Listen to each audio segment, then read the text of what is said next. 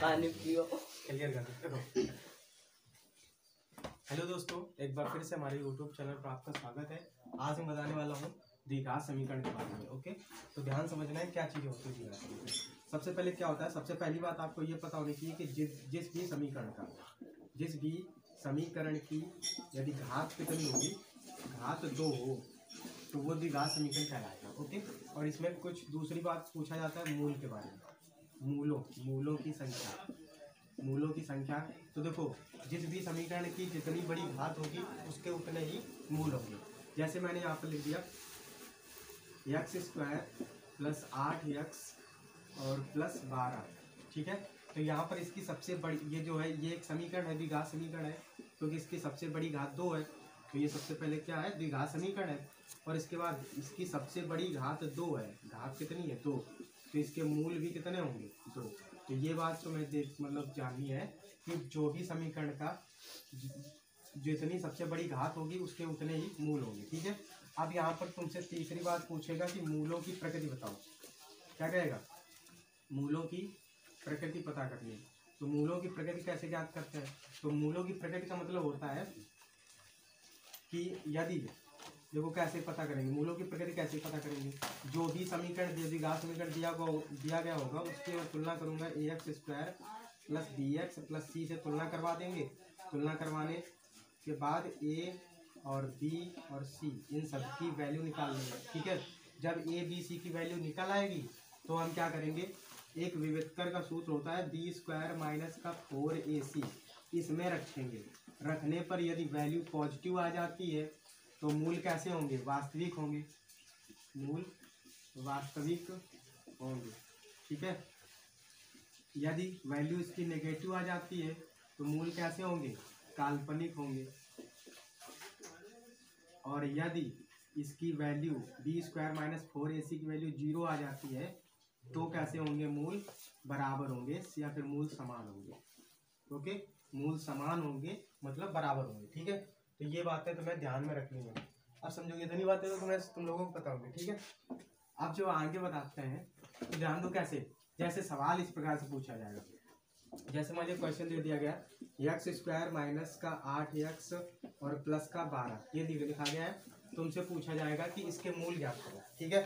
ध्यान देना, तो 12 के इसे फैक्टर करो कि जोड़ने घटाने कितना आ जाए 8, तो 6 दूनी 12, 6 में 2 जोड़ देंगे तो कितना हो जाएगा 8 चाहिए माइनस का, तो ये -6, ये -2, तो यहाँ पर हो जाएगा x² माइनस का 6x माइनस का 2x प्लस का 12 बराबर 0।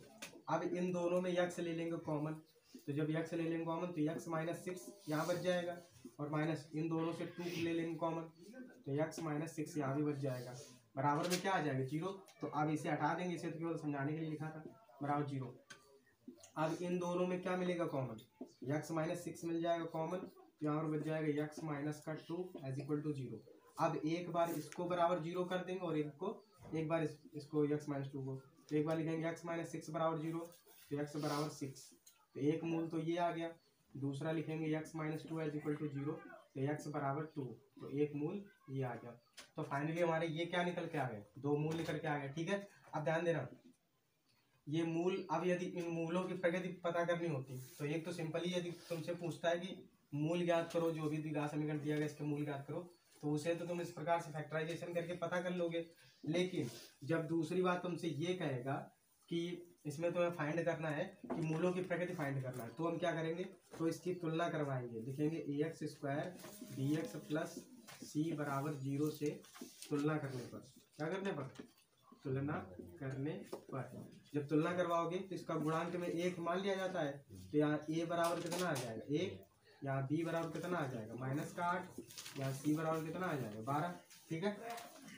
तो सिंपली जब विविधकर का फार्मूला लगाएंगे तो d बराबर फार्मूला होता है b² माइनस का 4ac, और अभी मैंने बताया था कि यदि b² माइनस 4ac का मान पॉजिटिव आएगा तो वास्तविक मूल होंगे, यदि माइनस आएगा तो काल्पनिक मूल होंगे, 0 आ जाएगा तो मूल समान होंगे।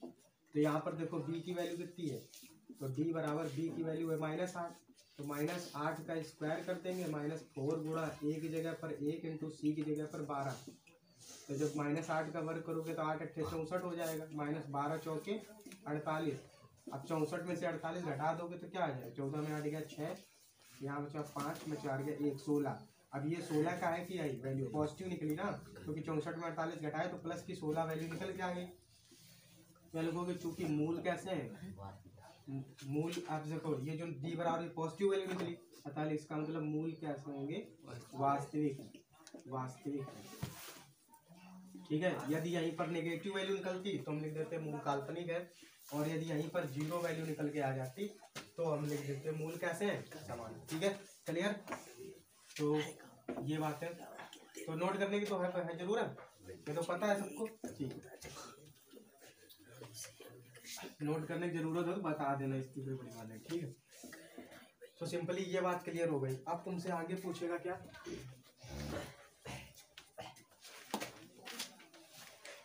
देखो मूलों की प्रकृति समझ में आ गई। ठीक है, आगे समझो फिर क्या कहेगा। अब क्वेश्चन किस प्रकार से देगा वो समझो।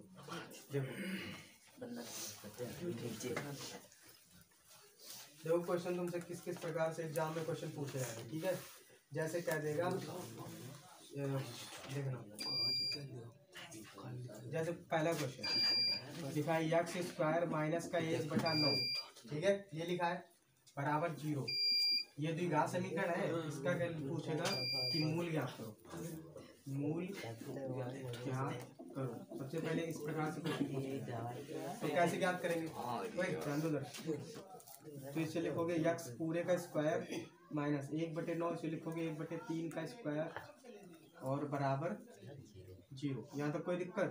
अब देखो ए स्क्वायर माइनस बी स्क्वायर, चूंकि फार्मूला होता है ए स्क्वायर माइनस बी स्क्वायर बराबर एक कोष्टक में ए प्लस बी और एक कोष्टक में ए माइनस बी। इसके गुणनखंड करने हैं, तो गुणनखंड करेंगे तो एक बार एक्स प्लस 1/3 हो जाएगा और एक बार एक्स माइनस 1/3 हो जाएगा बराबर 0। एक बार इसको बराबर 0 कर देंगे, एक्स प्लस 1/3 बराबर 0, एक्स बराबर प्लस 1/3 उधर जाएगा माइनस 1/3 हो जाएगा। ये एक बार एक्स माइनस 1/3 बराबर 0, एक्स बराबर 1/3। क्लियर, समझ पा रहे हो। लंबा नहीं, लंबा कहाँ है, एकदम सिंपल है। फैक्टराइजेशन किया है, अरे अंदर भी तो आधे तो जाने का डर आता है। हाँ वो तो आ जाता, लेकिन गुणनखंड करने का। ठीक है, क्लियर, आगे करो। तो अब निकालो आगे एक्सरसाइज। जैसे 19 नंबर एक कोई क्वेश्चन है, देखो 4B का 19 नंबर क्वेश्चन, देखो निकालो अपनी कॉपी। 4B का 19 नंबर क्वेश्चन है, वो लगा के दिमाग लिखते हैं। 4B का 19 नंबर क्वेश्चन लिखा है 3x/4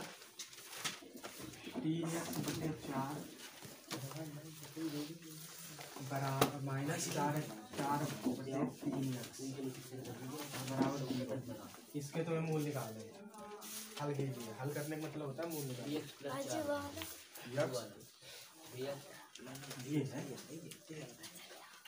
4B का 19 नंबर क्वेश्चन है,